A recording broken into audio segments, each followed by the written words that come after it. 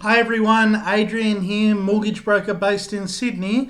This is the last video in the series of 8 where we show you the 8 investment properties that we purchased.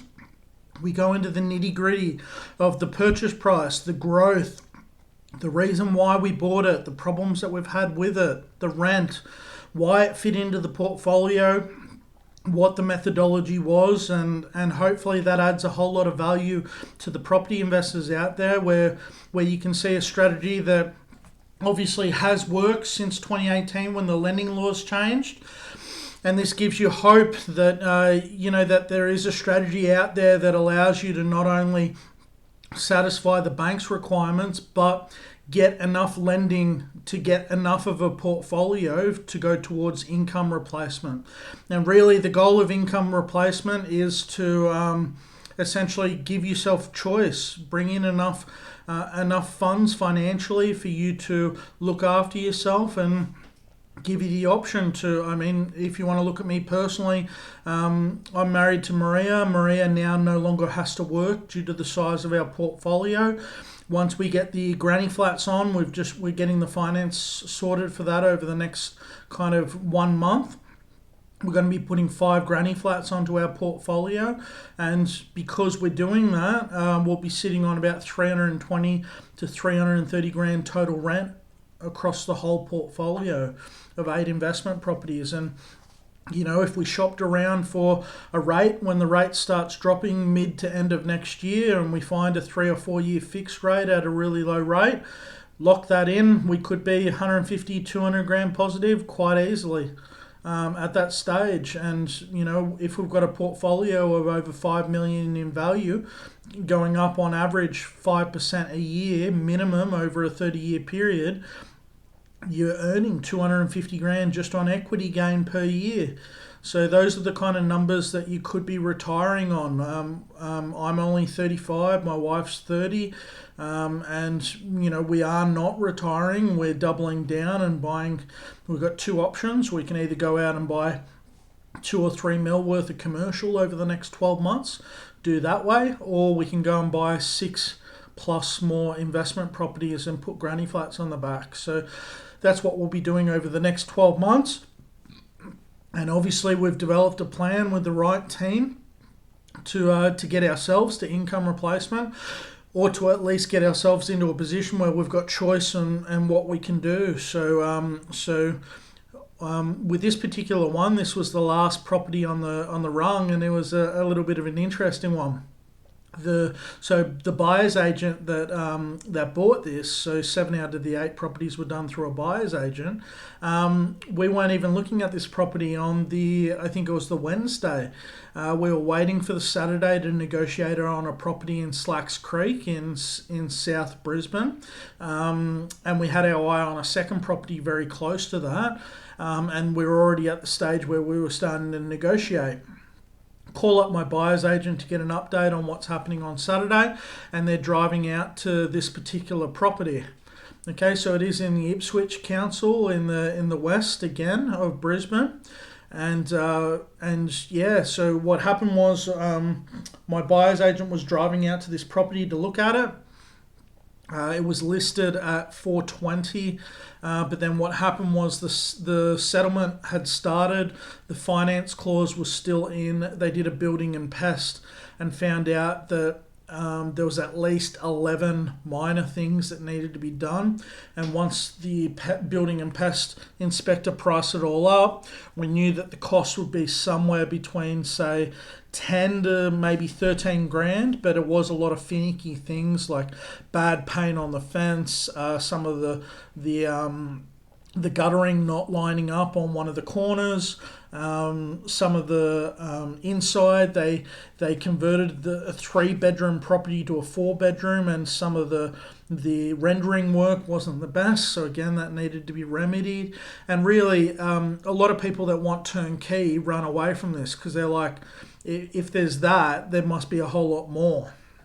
So it was at 420, and we're in a rate environment where rates are starting to creep up, and we're in a position where we can start making some aggressive offers. So my buyer's agent comes in gets access to the property on the Wednesday, goes through the property on the Thursday, and then on the Thursday afternoon and the Friday, we negotiate before it gets relisted for another open inspection on the Saturday. Pretty much guaranteed that I was going to go through. We had a look at the building and pest, knew what the numbers were, but we wanted a deal. So we ended up getting it for $380, knowing that the property was worth $420 every day of the week. And you couldn't find a four better in this market.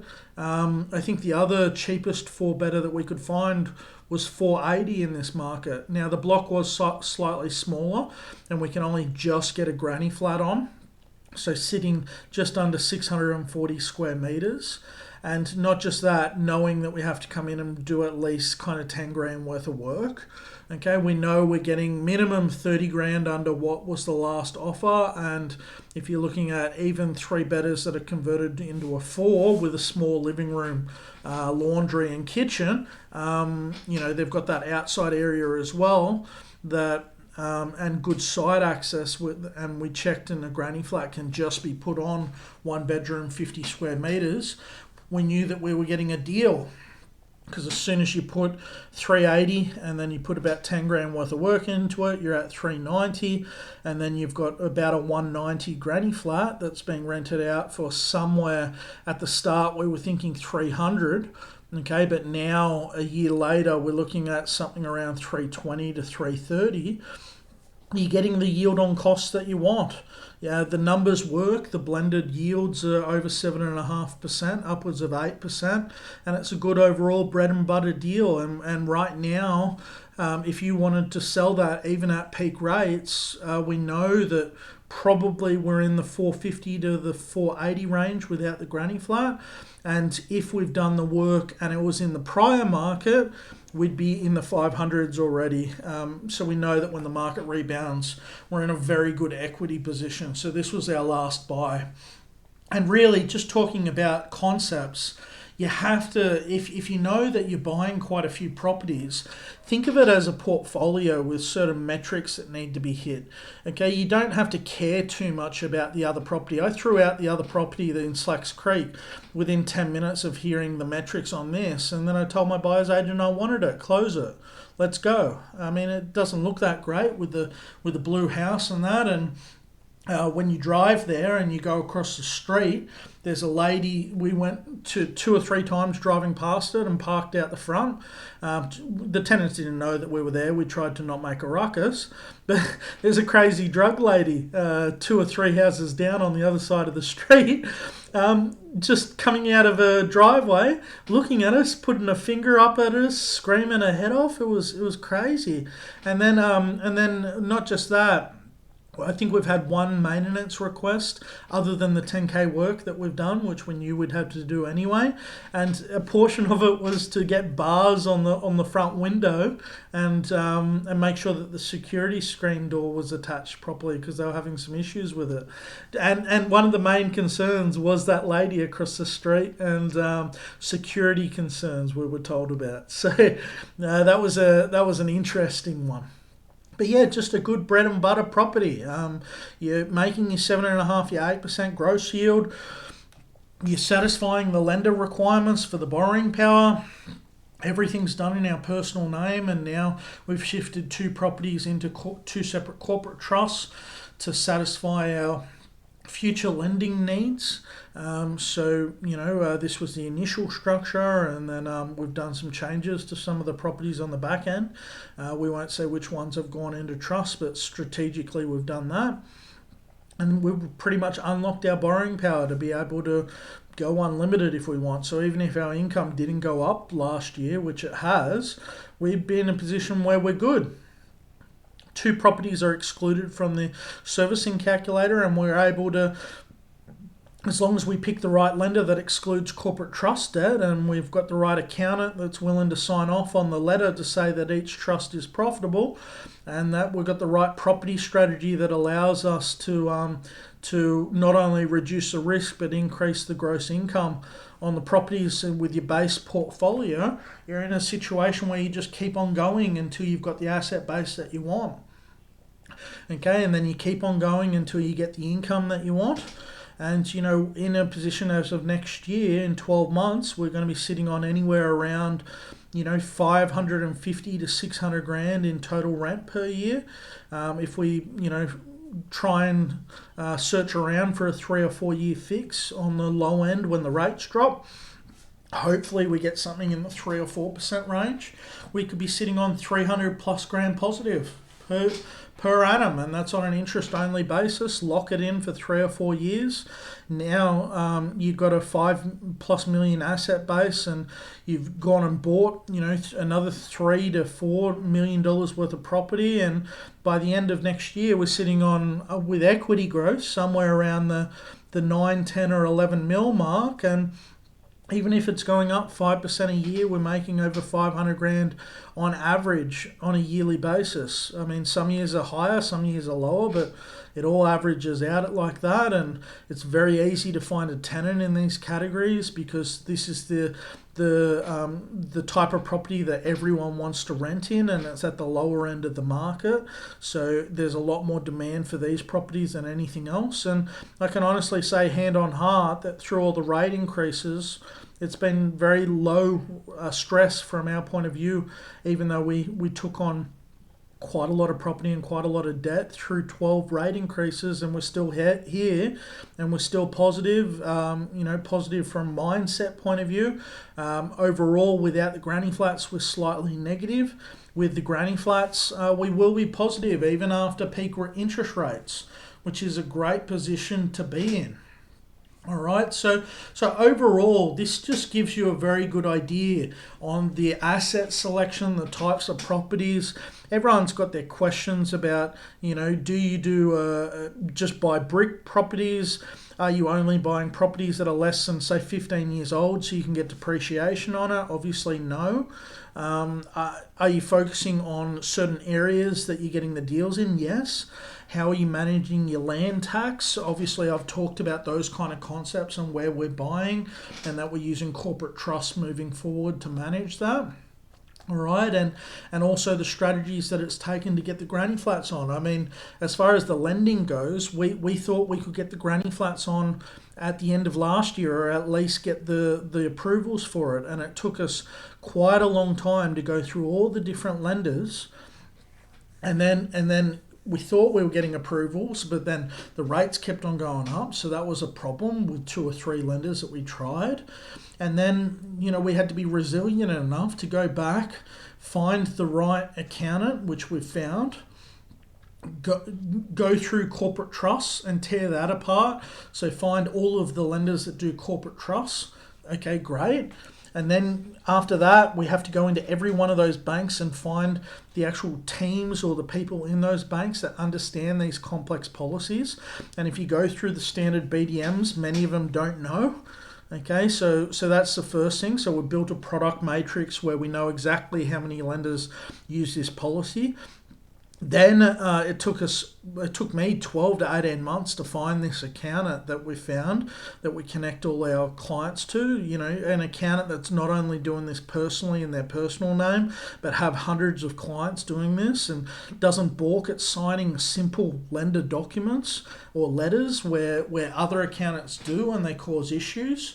And then not just that, we want the same accountant to be, you know, in that space where if we hit income replacement, are they the right accountant for, you know, rolling and doing 2 or 3 duplex developments a year? Are they good at commercial? Have they done development before? You know, all these different things that you could do when you hit income replacement. A lot of people, once they hit that, they cancel their current jobs, and then they half the time they either manage what they've got or they become a property developer for very low risk, because they think of it as a Harry Triguboff approach. He owns Meriton.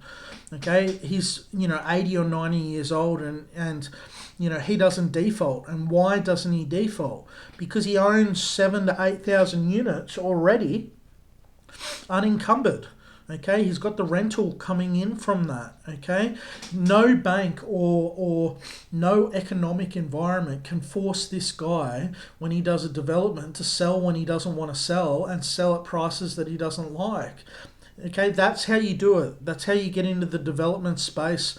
You build the base first of income replacement, and then, in probably 12 to 18 months from here, I'll have a portfolio of 10, 11, 12 million. I'll have rent of, anywhere upwards of 600 grand a year. I'll have equity growth of, 5% a year, of over 500 grand a year. Okay, I'll be sitting on, by that time, I'll be looking at probably like at least 70% LVR or lower. So I'm sitting on maybe 3.5 mil worth of assets against the income, and it's a great overall position to start doing low risk development. A lot of people go into these developments way too soon. They go into commercial way too soon. Okay, if you go into a large commercial by yourself, okay, and then the net rent is great on commercial. Everyone knows that. It's a net rent on commercial compared to a gross rent on residential. Okay, but what happens if the tenant leaves and you've got 6 to 12 months of vacancy? Because sometimes that happens with commercial. You might be in a position where you've got the same tenant on a 10-year lease rolling every 10 years for 30 years, and you might never have to deal with what you deal with on the residential properties, where you've only got leases normally of 1 year, and then you keep on doing rental reviews. So commercial can be really low risk, but also high risk in other ways. All right, so people go in and you've got to do much larger deposits on commercial, and you've got much larger lease risk with commercial as well. Okay, so the whole thing is build yourself up to a position where you've got the income replacement, and then it allows you to make options that you want. So I really hope that I've added a whole lot of value to the investment property space, and people that have started their investment property journey but really want to go with a strategy that's worked, and clearly it's worked for me. And then you want to do an appointment with me, be connected with the right buyer's agent, the right accountant, and me as far as the finance side, with the right team behind me that processes all the loans. And you'll be in a position long term where you're in that position where you know that it can be replicated. A lot of the people that are saying that they've built large portfolios simply haven't done it since 2018, when the lending laws changed. Okay, the pre-2018 it was a property game. Post 2018 it's a lending and finance game. All right, and my goal is very simple: get the biggest asset base possible that you can, with the lowest amount of risk that you can take on. And how do you lower that risk? You lower that risk by not taking huge gambles with large developments or anything like that. You're just doing small granny flats as you go. Okay, most of the time they're done inside of 4 to 6 months. Okay, and also managing your land tax as you go, because you're building up large portfolios, and you can manage land tax by maximizing what you have on each block, which is the granny flat approach. You're using corporate trusts, which again give you land tax thresholds, and always make sure you're speaking with an accountant if you're doing that. And you're getting gross yields of 7.5%, 8+%. So in any market, you are one of the most resilient investors out there compared to the majority. And not just that, you're satisfying not just what the accountant wants, but what the bank wants to get you onto your next one. Because you never want to be in that position where you're buying a property and you're not focusing on, you're saying you've got a good deal on that, but you're not running the numbers to make sure that one's setting you up for the next one. Because at the end of the day, we've got to see what your long-term goal is and work towards that. So if we're looking at one deal in isolation, it's not the right way to do it. So I am going to do a few more videos after this, just talking about simple concepts and some of the things that I've gone through.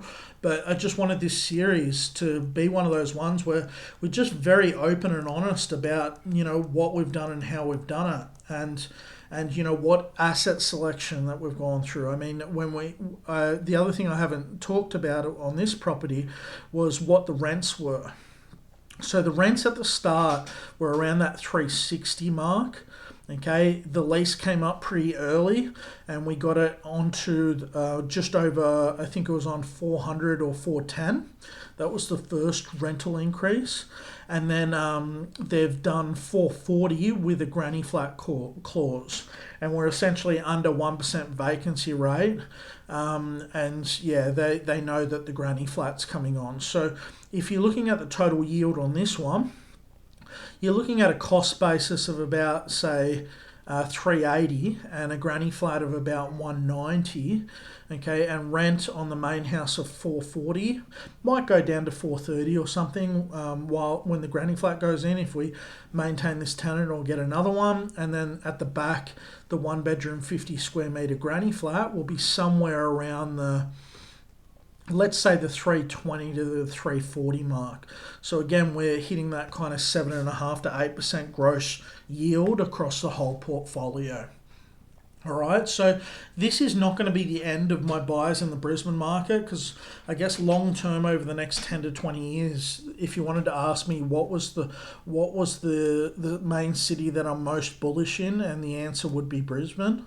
Because it's on the eastern seaboard. Sydney and Melbourne have had all their growth, and the price disparity is still there, and it's crazy versus what you can get in the Sydney and the Melbourne market.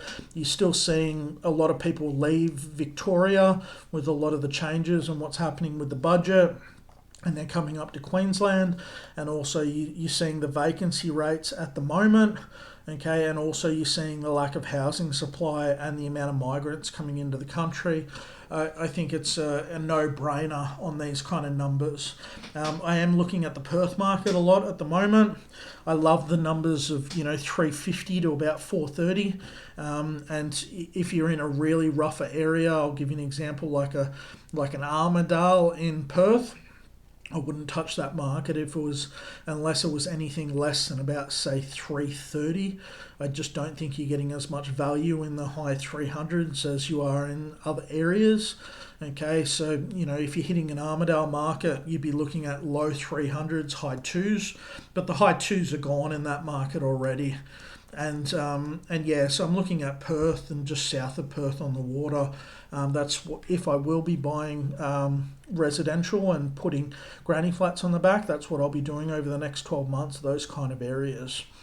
And then I'll have a good amount of property in Brisbane, I'll have a good amount of property in Perth, and then I'll use that to get to my next stages. So if I want to start, buying 2 or 3 properties in the other states that I can't get land tax thresholds, I might do that, or I might start going into the commercial space, get into that kind of 2 to 5 mil space with a good 6.5+% net yield, or I could go down the track of, depending on where I think the market's going, start flipping duplexes, do 2 or 3 a year, and use that to aid the income replacement from the rental income.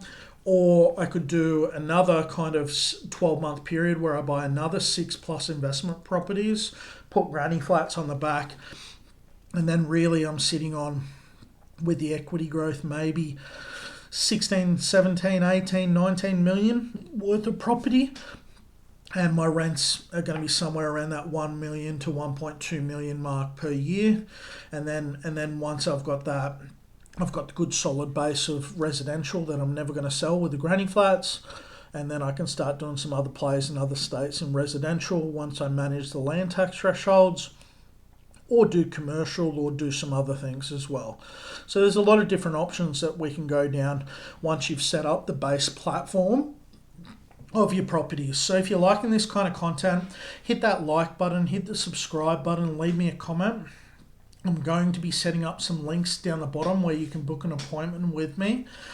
We will be setting you up with the right buyer's agent, the right strategy overall, and the right accountant, and obviously me from the finance point of view. And we've got the right team behind me as well regarding that. All right, so this is a very sophisticated strategy. It's not for those clients that are just getting one investment property or their first one and they need me to sit them down and discuss everything about property investment. Unfortunately, we're at a stage now where there is quite a lot of demand for our services. and we are dealing with that slightly more educated investor client that is already at the point where they want to push. All right, because it takes a long time to get someone their first one and get them understanding it and build the trust and move on from there, when in reality there's a lot of people in this space with 2, 3, or 4, or even up to 5 that have been told that they're capped and they want to keep on pushing. And obviously, they don't have the right broker, don't have the right buyer's agent or accountant, and don't know the right strategy to push forward. So that's really the type of clientele that we target right now, and that's suitable for what we're talking about. So you book the appointment, we set you up. You've gone hopefully through all these videos. You understand the strategy well.